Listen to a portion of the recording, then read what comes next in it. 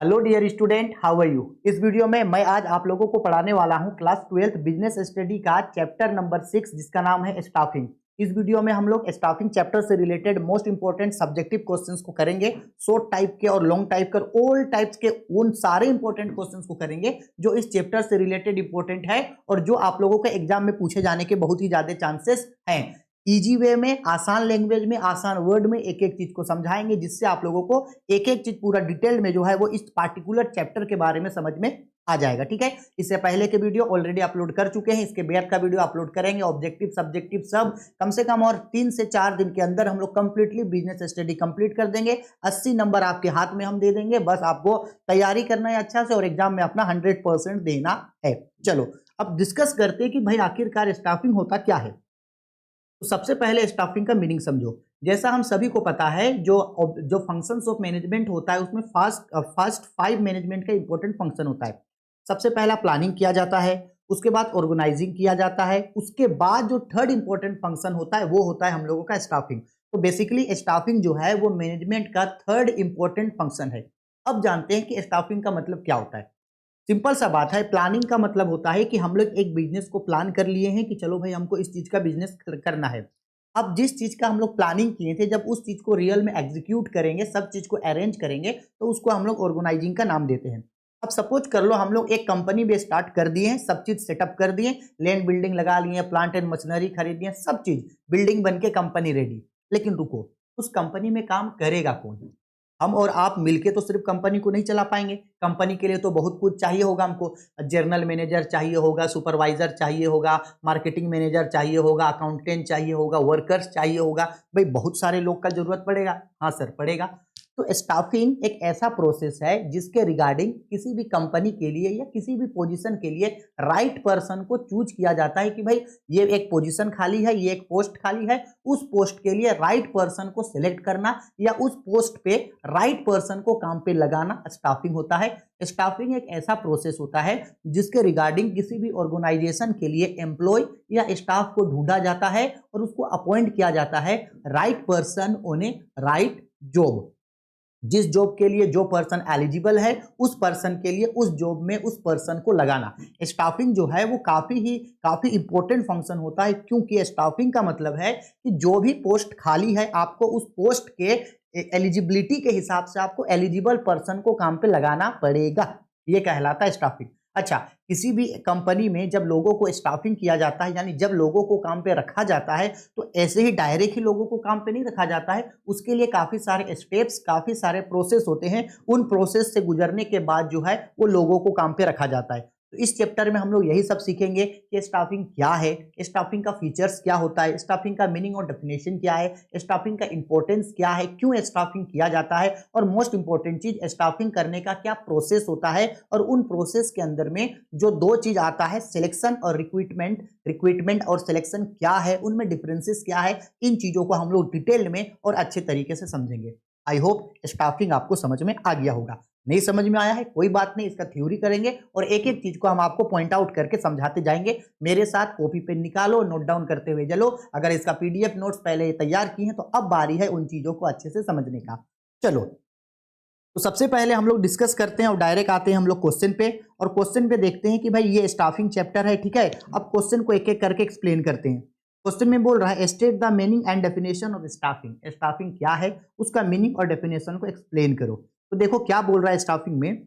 Staffing is a concern with feeling various position और job in the organisation with the suitable person. यानी एक organisation में जो भी जॉब या जो भी पोस्ट खाली है, उस खाली पदों पर जो है जो एलिजिबल पर्सन है, जो राइट पर्सन है, उस लोगों को काम पे लगाना, यही स्टाफिंग कहलाता है। It is an important function of management. बिल्कुल सही, स्टाफिंग जो है वो मैनेजमेंट का इंपॉर्टेंट फंक्शन होता है। Staffing is a process of selection high staffing is a process of selection right person to the right job of the organisation. Staffing एक ऐसा प्रोसेस है जिसके रिगार्डिंग एक ऑर्गेनाइजेशन में राइट पोस्ट के लिए एलिजिबल पर्सन को चुना जाता है कि इस पोस्ट के लिए ये पर्सन सही है। आगे बोला staffing is the process of assessing manpower recruitment selection training यानी training, developing, promoting and retirement the employ. ये जो हम लोगों का स्टाफिंग जो होता है उसमें सब चीज आता है। मैन पावर रिक्रूटमेंट आता है, मैन पावर रिक्वायरमेंट आता है, रिक्रूटमेंट आता है, सिलेक्शन आता है, प्रमोशन आता है, ट्रांसफर आता है, रिटायरमेंट आता है। ये सब चीज जो है हमारा स्टाफिंग का ही एक हिस्सा होता है। मोटा मोटी बच्चा लोग यही समझो, staffing is a process of choosing right person to a right job. ये स्टाफिंग होता है। स्टाफिंग कंटिन्यूअस प्रोसेस होता है, वो हमेशा चलता रहता है। एक ऑर्गेनाइजेशन में हमेशा चलता है, कंटिन्यूअस प्रोसेस होता है, कभी भी एंड इसका नहीं होता है। ठीक, अब स्टाफिंग का कुछ कुछ डेफिनेशन, एज आई से ऑलवेज कि जब कभी भी डेफिनेशन बोलेगा तो आपको किसी जो एक साइंटिस्ट होते हैं उनके रिगार्डिंग आपको डिस्क्राइब करना होगा। तो बेसिकली यहाँ पे बोल रहा है according to Koontz and O'Donnell. देखो उन्होंने स्टाफिंग के बारे में क्या कहा, staffing is a process of selecting eligible person to the right job. Right person को, एलिजिबल पर्सन को राइट जॉब के लिए चुनना स्टाफिंग होता है। अकॉर्डिंग टू बेंजामिन ने क्या कहा, staffing is the process of recruitment, selection and training of a person for developing individual work. एक पर्सन से काम निकालने के लिए उसको काम पे लगाना, यही स्टाफिंग कहलाता है ना। कितना इजी, ठीक है। चलो सेकंड क्वेश्चन में आते हैं। सेकंड क्वेश्चन में बोल रहा है state characteristic and features of staffing. दोनों का मतलब सेम होता है, इसका फीचर बोलो, नेचर बोलो या कैरेक्टरिस्टिक। अब देखो there are some features of staffing. सबसे पहला फीचर स्टाफिंग का क्या बोल रहा है, मैनेजरिकल फंक्शन। हाँ भाई, जो स्टाफिंग होता है वो मैनेजमेंट का एक फंक्शन होता है। तो देखो डिस्क्राइब भी उसी सेंस में किया गया है, staffing is an important part of managerial function. Staffing is an internal part of human resource of management. Human resource management का जो है वो इंटरनल पार्ट होता है, यानी लोगों को काम पे लगाना स्टाफिंग होता है। क्लियर सर जी, चलो आगे बढ़ते हैं। क्वेश्चन नंबर 2 पे डिस्क्राइब किया गया है कंटिन्यूअस प्रोसेस। हाँ जी, मैनेजमेंट को क्या बोला गया, कंटिन्यूअस प्रोसेस। स्टाफिंग को continuous process. Staffing is a continuous process, it is based on need and life time of organisation. ये जो है ये नीड्स पे डिपेंड होता है, और जो स्टाफिंग होता है वो ऑल लाइफ यानी कि हमेशा चलता रहता है। It is an never ending process. जैसे मान लो एक कंपनी में 3 ऑर्गेनाइजेशन होता है, 3 लेवल्स होता है, top level, middle level, lower level. तो जैसे टॉप और मिडिल लोअर लेवल जो है वो खाली होते जाएगा, वैसे वैसे जो है वो एम्प्लॉय को ढूंढते पड़ेगा। खाली हुआ एम्प्लॉय ढूंढो, खाली हुआ एम्प्लॉय ढूंढो, खाली हुआ एम्प्लॉय ढूंढो। ऐसा नहीं है कि एक बार लोगों को स्टाफिंग पे रख दिए अब लाइफ टाइम तक के लिए स्टाफिंग करना ही नहीं है, ऐसा नहीं है। जैसे जैसे जगह खाली होगा वैसे वैसे हम लोग स्टाफिंग करेंगे। क्वेश्चन नंबर 2 पे अब देखो, क्वेश्चन नंबर 2 नहीं, इसमें पॉइंट नंबर 3 पे देखो क्या बोल रहा है, रिलेटेड ह्यूमन रिसोर्सेज। स्टाफिंग जो होता है वो किससे रिलेटेड होता है, ह्यूमन रिसोर्सेज से। यानी स्टाफिंग में एम्प्लॉय के लिए हम लोगों को, इंसानों को जो है वो काम पे रखा जाता है। वही बोल रहा है staffing function is related to human resources management like development and maintenance human resources. ठीक है, चलो आगे आते हैं नेक्स्ट पॉइंट पे। नेक्स्ट पॉइंट पे बोल रहा है हम लोगों को ए यूनिवर्सल फंक्शन। स्टाफिंग किस तरीके का फंक्शन है, यूनिवर्सल फंक्शन। इसका मतलब है कि हर जगह, हर ऑर्गेनाइजेशन में स्टाफिंग करना पड़ेगा, चाहे वो फॉर्मल ऑर्गेनाइजेशन हो या informal organisation. Staffing is a universal and perceives function of management. Staffing needs every types of organisation to manage man power. ठीक है, सही बात है।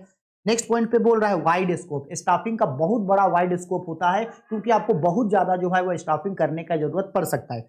वही चीज को डिस्क्राइब किया गया है, staffing has a very wide scope, it includes all the activities related to human resources like man power, planning, recruitment, selection, इसके बाद आपका प्लेसमेंट, ट्रेनिंग, प्रमोशन और ट्रांसफर ऑफ एम्प्लॉय एटसेट्रा। ये सब एक्टिविटी जो है इसके रिगार्डिंग आता है। ठीक है, चलो आगे बढ़ते हैं। क्वेश्चन नंबर 2 हो गया, अब आते हैं क्वेश्चन नंबर 3 पे।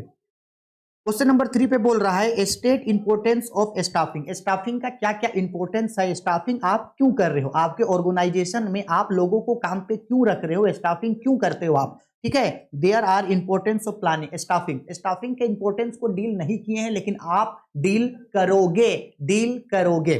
देखो सबसे पहला इंपॉर्टेंस होता है इन्वेस्टमेंट कॉस्ट। स्टाफिंग करने में जो है वो कॉस्ट इन्वेस्ट किया जाता है, और जो कॉस्ट इन्वेस्ट किया जाता है वो एक तरीके यानी money expand on staffing is called investment. Staffing करने में जो भी पैसा खर्च किया जाता है वो इन्वेस्टमेंट की तरह काम करता है। आगे होलिस्टिक अप्रोच, ये बहुत ही होलिस्टिक अप्रोच होता है। इसके बाद लॉन्ग टर्म इफेक्ट, और जो स्टाफिंग होता है वो बिजनेस को लंबे समय तक जो है वो इफेक्ट करता है। पोटेंशियल कंट्रीब्यूशन को बढ़ाता है। कोस्ट में सस्पेंस इन्वेस्टमेंट, ठीक है।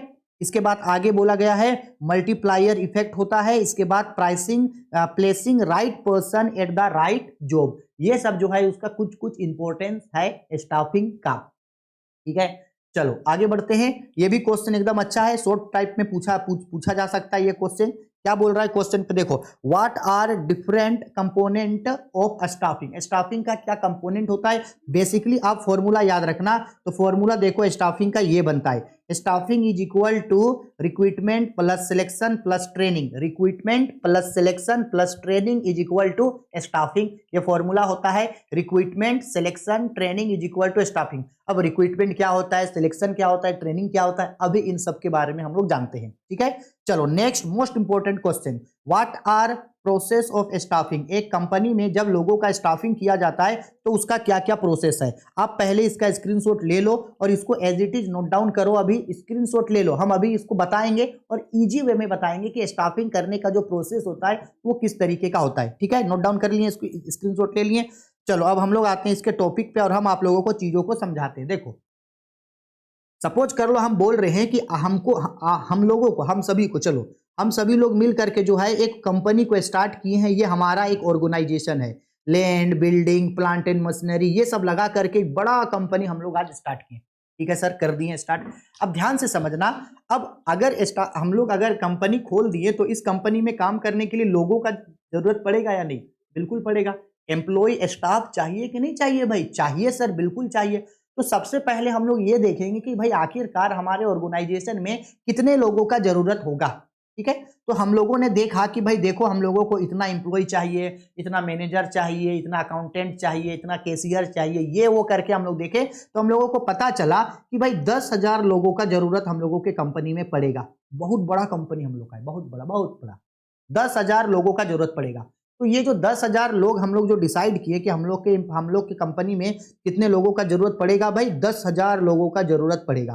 तो ये जब हम लोगों को पता चला कि इतने लोगों का जरूरत है, इसी को कहा जाता है हम लोग human resource management, HRM, human resource management या ह्यूमन रिसोर्स एनालिसिस। इससे हमको ये पता चलता है कि भाई आखिरकार कितना पोस्ट खाली है, कितना लोगों का जरूरत पड़ेगा। क्योंकि ज्यादा स्टाफिंग कर दिए तो भी दिक्कत है, कम लोगों को काम पे रखे स्टाफिंग किए तो भी दिक्कत है। तो हम लोग देख लिए कि कितने लोगों का जरूरत है, 10,000, ठीक। अब ये जो 10,000 लोगों का जरूरत है, अब लोगों को हमको बताना है कि भाई मेरे यहाँ जो है 10,000 लोगों का जगह खाली है, तुम लोग आकर के जो है वो फॉर्म वगैरह भरो। तो अब लोगों को ये जो मेरे यहाँ जो पोस्ट खाली है उसके बारे में लोगों को जानकारी देंगे। तो जो जगह खाली है, जो पोजीशन खाली है, उसके बारे में लोगों को जानकारी देना और उन लोगों से फॉर्म भरवाना, यही चीज कहलाता है हम लोगों का रिक्रूटमेंट। क्या कहलाता है भाई, रिक्रूटमेंट। बेसिकली रिक्रूटमेंट को बोला जाता है भर्ती। अब लोगों को जानकारी दे दिए कि भाई देखो इतना इतना जो है पोस्ट जो है मेरे कंपनी में खाली है। अब लोग इसके लिए अप्लाई करेगा, जो जो पर्सन एलिजिबल होगा वो इसके लिए अप्लाई करेगा। अच्छा क्या लगता है कि 10,000 अगर पोस्ट खाली है तो क्या 10,000 लोग ही अप्लाई करेगा? नहीं, इससे कई गुना ज्यादा लोग अप्लाई करेगा। सपोज कर लो अप्लाई कर दिया 50,000 लोग, 50 का 50,000 लोगों का हम लोगों को फॉर्म मिल गया, 50,000 लोगों का हमको क्या मिल गया, फॉर्म। तो क्या ये 50,000 फॉर्म को रिजेक्ट कर देंगे? क्या हम बोलेंगे कि नहीं भाई 10,000 लोग चाहिए तो सिर्फ 10,000 का फॉर्म एक्सेप्ट कर रहे और बाकी 40,000 को क्या वापस कर देंगे, मतलब रिजेक्ट कर देंगे? नहीं, ये 50 का 50,000 लोग जो आया है उन सभी का फॉर्म को हम लोग एक्सेप्ट करेंगे कि हाँ आप जितना फॉर्म आ जाए हम एक्सेप्ट करेंगे, क्योंकि इन्हीं में से, इन्हीं 50,000 लोगों में से हमको बेस्ट 10,000 एम्प्लॉय को हम आप चुनेंगे। तो याद रखना जब रिक्रूटमेंट होता है उसमें जो है वो किसी को भी रिजेक्ट नहीं किया जाता है। इसलिए बोला जाता है कि जो रिक्रूटमेंट होता है वो पॉजिटिव नेचर का होता है। किस नेचर का? पॉजिटिव, यानी किसी को भी इसमें मना नहीं किया जाता है। अब ये जो 50,000 लोग जो आया हमारे पास, अब इन 50,000 लोगों का, इन 50,000 में, क्योंकि हमको तो 10,000 चाहिए, अब इन 50,000 में से 10,000 लोगों का हम सिलेक्शन करेंगे। इन 50,000 में से 10,000 लोगों का हम क्या करेंगे? सिलेक्शन। अच्छा, अब हमको कैसे पता है कि ये 10,000 रुपया 10,000 ये 50,000 लोग में से कौन 10,000 जो है वो एकदम बेस्ट है और मेरे काम के लिए जिस तरीके का एम्प्लॉय चाहिए उसके लिए ये एकदम परफेक्ट है, हमको पता कैसे चलेगा? पता चलेगा किस तरीके से? हम जो ये 50,000 लोगों है इन लोगों का हम टेस्ट लेंगे। ठीक है, कैसे टेस्ट लेंगे? तो हम इन लोग का रिटेन टेस्ट लेंगे, मतलब एग्जाम, इन लोग का एग्जाम लेंगे, देखेंगे कितना पढ़ा लिखा है, कितना नॉलेज है, एग्जाम लेंगे। फिर इन लोगों का फिजिकल टेस्ट लेंगे, इन लोग का मेडिकल लेंगे, इन लोग से हो सकता है दौड़ करवाएंगे, इन लोग से इंटरव्यू लेंगे, साइकोलॉजिकल टेस्ट लेंगे। इतना सब चीज होने के बाद जो है धीरे धीरे लोग छटते जाएगा, कुछ एग्जाम में छट जाएगा, इसके बाद कुछ फिजिकल में छट जाएगा, कुछ मेडिकल में छट जाएगा, कुछ आपका इंटरव्यू में छट जाएगा। छटते छटते छटते छटते लास्ट में मेरे लिए जितना हमको जरूरत था 10,000, उस 10,000 लोगों को हम फाइनली सिलेक्ट कर लेंगे। ये प्रोसेस मेरा कहलाता है सिलेक्शन। यानी सिलेक्शन में लोगों को छांटा जाता है, इसलिए सिलेक्शन जो होता है वो नेगेटिव नेचर का होता है। किस नेचर का होता है सिलेक्शन भाई? नेगेटिव नेचर का होता है, क्योंकि इसमें जो है लोग छटता है। आगे समझ में सर जी? ठीक है, चलो। और देखो ये ना काफी कॉम्प्लेक्स वाला तरीका है स्टाफिंग करना। सुनने में जितना इजी लगता है इतना है नहीं, ये बहुत ही कॉम्प्लेक्स तरीका है भाई। पहले एचआरएम करवाओ, फिर रिक्रूटमेंट करवाओ, फिर सिलेक्शन में इतना सारा चीज करवाओ।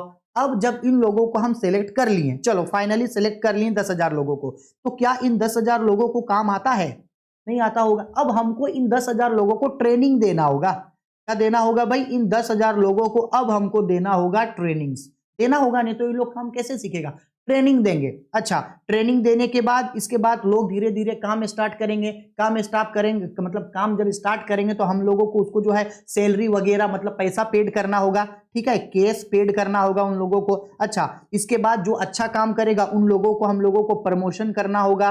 क्या करना होगा? उन लोगों का प्रमोशन करना होगा। जो अच्छा काम नहीं करेगा उसको डिमोशन करेंगे। इसके बाद एम्प्लॉय लोगों को एक जगह से दूसरा जगह जो है हम लोग ट्रांसफर भी करेंगे। क्या करेंगे भाई? ट्रांसफर भी करेंगे। अगर किसी एम्प्लॉय के साथ कुछ अनबन हो गया, कुछ अनहोनी, कुछ एक इंसिडेंट हो गया, कुछ लॉस हुआ, तो उस लॉस को हम लोग कंपनसेट भी करेंगे। क्या करेंगे? हम लोग उसको कंपनसेट भी हम लोग करेंगे।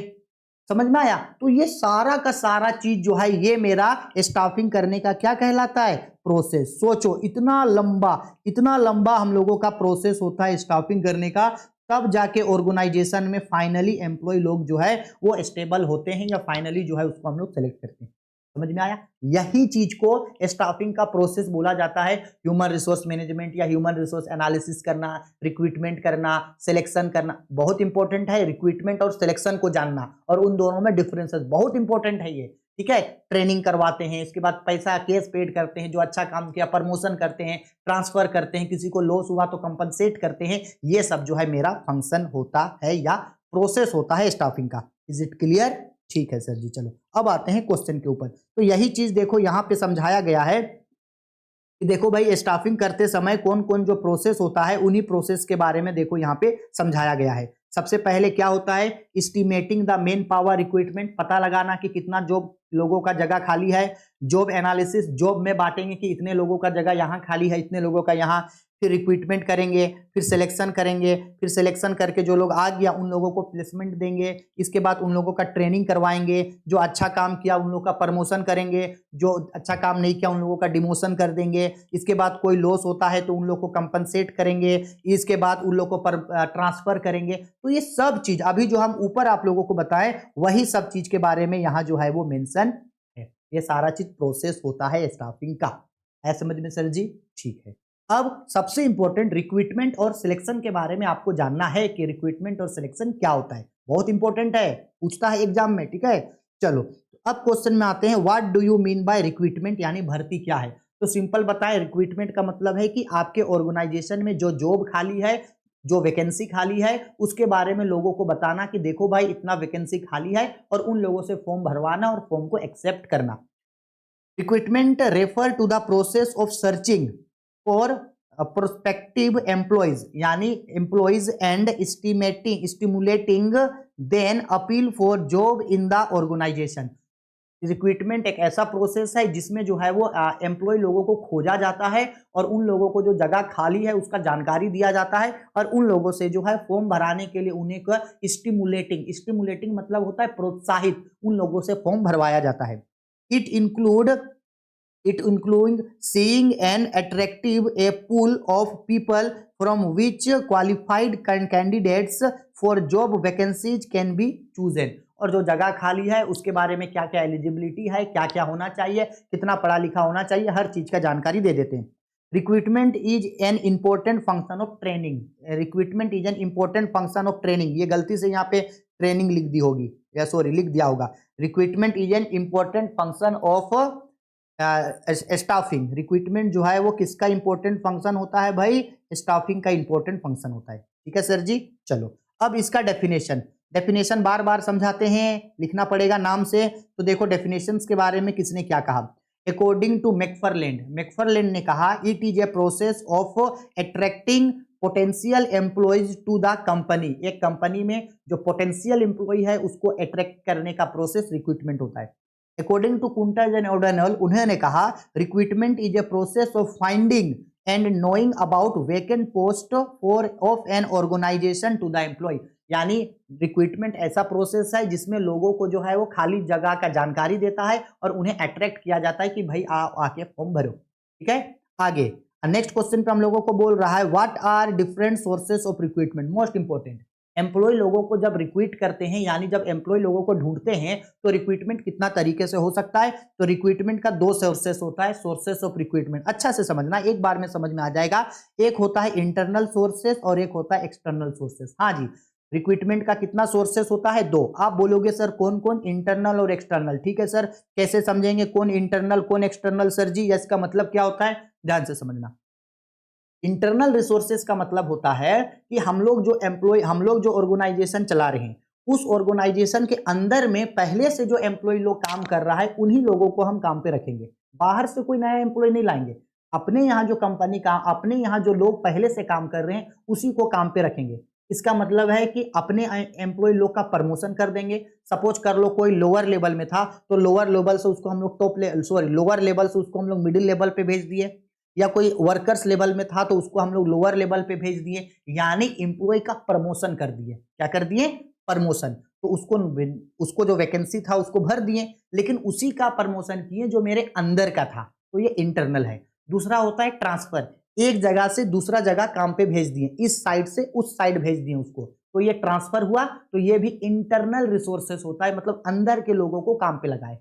ठीक है, दूसरा होता है एक्सटर्नल रिसोर्सेज, जिसमें कंपनी या ऑर्गेनाइजेशन के अंदर के लोगों को काम पे नहीं लगाया जाता है बल्कि बाहर से लोगों को लाया जाता है काम के लिए, बाहर से लाया जाता है। अब बाहर से कहां कहां से ला सकते हैं, तो देखो बाहर से हम लोग ला सकते हैं कहां कहां से, तो बाहर से ला सकते हैं डायरेक्ट रिक्रूटमेंट, लोगों का डायरेक्ट भर्ती कर सकते हैं। इसके बाद फैक्ट्री के गेट या फैक्ट्री के बाहर जो लोग होते हैं उनको काम पे रख सकते हैं। वेटिंग लिस्ट, कुछ ऐसा एम्प्लॉय जिनको हम बोले थे कि ठीक है वेट करो, जैसे रिक्रूटमेंट होगा आपको हम लोग बताएंगे, कॉन्टेक्ट में रहना, उन लोग को बुला सकते हैं। एम्प्लॉय रिकमेंडेशन, कुछ ऐसे एम्प्लॉय को भी काम पे लगा सकते हैं जो दूसरे को रिकमेंड किया था उसको।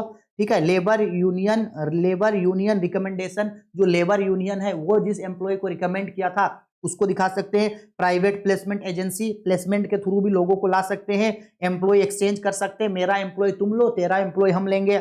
इसके बाद मीडिया एडवर्टाइजमेंट, मीडिया में एडवर्टीजमेंट करके उसके थ्रू ला सकते हैं, यानी इसके बाद कैंपस सिलेक्शन, स्कूल में जो कॉलेज में जो कैंपस सिलेक्शन दिया जाता है ना वो। तो ये सारा चीज जो है ये क्या सोर्स है भाई, उसका एक्सटर्नल सोर्स होता है। रिक्रूटमेंट का दो सोर्स, इंटरनल और एक्सटर्नल। अपने अंदर के एम्प्लॉय लोगों का प्रमोशन किए या ट्रांसफर किए तो वो इंटरनल रिक्रूटमेंट होता है, और बाहर के लोगों को काम पे लगाए ये एक्सटर्नल रिक्रूटमेंट होता है, याद रखना। ठीक है, चलो आगे बढ़ते हैं। Next question, what are difference between recruitment and selection. Most important question, difference between recruitment and selection. चलो डिफरेंसेस देखते हैं, डिफरेंसेस बार बार बोलते हैं, टेबल में बताना है। तो पहला बेसिस डिफरेंसेस है मीनिंग। अब देखो रिक्रूटमेंट का मतलब क्या है, it is a process of searching suitable candidate to fulfil the vacant job position. ठीक है, सिलेक्शन मतलब जो लोग फॉर्म भरा है उनमें से बेस्ट इंप्लॉय को सिलेक्ट करना, ये कहलाता है selection. It is a process of selecting right person to right job, right person को सिलेक्ट करना सिलेक्टिंग है। नेचर, कौन किस नेचर का होता है, तो इट इज है पॉजिटिव नेचर प्रोसेस। अभी बताएं, भर्ती में किसी को भी इनकार नहीं किया जाता है, रिजेक्ट नहीं किया जाता है, इसलिए रिक्रूटमेंट जो है वो पॉजिटिव होता है और सिलेक्शन जो होता है वो नेगेटिव नेचर का होता है। ठीक है, लिमिटेशन, भाई रिक्रूटमेंट में कोई लिमिटेशन नहीं है। मेरे यहाँ 10,000 एम्प्लॉय का जगह था, 50,000 एम्प्लॉय फॉर्म भरा, हम ओके बोले। 1 लाख एम्प्लॉय फॉर्म भरेगा, हम ओके बोलेंगे। कोई चीज नहीं है, कोई लिमिटेशन नहीं है। लेकिन सिलेक्शन में लिमिटेशन होता है। हम पहले ही जितना एम्प्लॉय को तय किए थे, सिर्फ उतना ही एम्प्लॉय को हम काम पे रख सकते हैं, उससे ज्यादा नहीं। नंबर्स ऑफ एम्प्लॉय लिमिटेड होता है, ठीक है। Point number 4, process. जो रिक्रूटमेंट होता है वो सिंपल प्रोसेस होता है, क्योंकि आप बस वहां लोगों को जानकारी दे देते हो, फॉर्म निकाल देते हो, लोग फॉर्म भरा, काम खत्म। लेकिन सिलेक्शन जो होता है वो बहुत ही कॉम्प्लेक्स प्रोसेस होता है, क्योंकि उसमें जो है एक तो पहले उन लोग का एग्जाम लो, फिर मेडिकल लो, फिर फिजिकल लो, फिर साइकोलॉजिकल टेस्ट लो, फिर इंटरव्यू लो। कई सारे टेस्ट होते हैं, कई सारे चीजों से एम्प्लॉय को गुजरना पड़ता है। तो बहुत ही सिलेक्शन जो है बहुत ही कॉम्प्लेक्स तरीका होता है, ठीक है। इसके बाद बिफोर एंड आफ्टर, किसको पहले या किसको बाद किया जाता है। तो हमको पता है रिक्रूटमेंट जो है वो आपका सिलेक्शन से पहले आता है और सिलेक्शन जो है वो रिक्रूटमेंट के बाद आता है, ठीक है। Purpose, it aim to create large pool applicants. आपका रिक्रूटमेंट का मेन पर्पस होता है कि ज्यादा से ज्यादा लोगों को ढूंढो, ठीक है। और सिलेक्शन का काम होता है कि बेस्ट पर्सन को सही जॉब के लिए चुनो, ये होता है। आया समझ में? ठीक है सर जी, चलो बस खत्म होने वाला है, टेंशन नहीं लो। हमको पता है बोर हो गए होंगे आप लोग। चलो आगे बढ़ते हैं। What is training, right it's importance. Training क्या है, इसके इंपोर्टेंस को बताए। तो ट्रेनिंग का मतलब होता है कि जो जिन लोगों को, जिन एम्प्लॉय को हम सिलेक्ट किए हैं, उन लोगों को उस काम के बारे में जानकारी देना, उन लोगों को ट्रेन करना, ताकि फ्यूचर में उस काम को वो लोग और ज्यादा अच्छा से कर सके और अपने काम में वो माहिर हो सके, ठीक है। उनका नॉलेज, उनका स्किल्स, इन सबको इंप्रूव किया जा सके।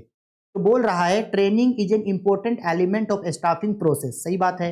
Training is a technique to increase the knowledge, skill and ability of an employ. Employ का स्किल, नॉलेज और एबिलिटी को बढ़ाना ट्रेनिंग होता है। It increase working efficiency of candidate. ये जो है लोगों की कार्य कुशलता, एफिशिएंसी को बढ़ा देता है। Training plays important role for the increasing knowledge of man power. ये मैन पावर को बढ़ाता है और उसके नॉलेज को इंप्रूव करता है। आगे बोला there are some importance of training. Training का ये कुछ कुछ जो है हमारा इंपॉर्टेंस है। सबसे पहला, increase efficiency of the employ. कर्मचारियों की कार्य कुशलता को बढ़ाता है, उनके वर्किंग कैपेसिटी को वो बढ़ाता है, इंप्रूव करता है।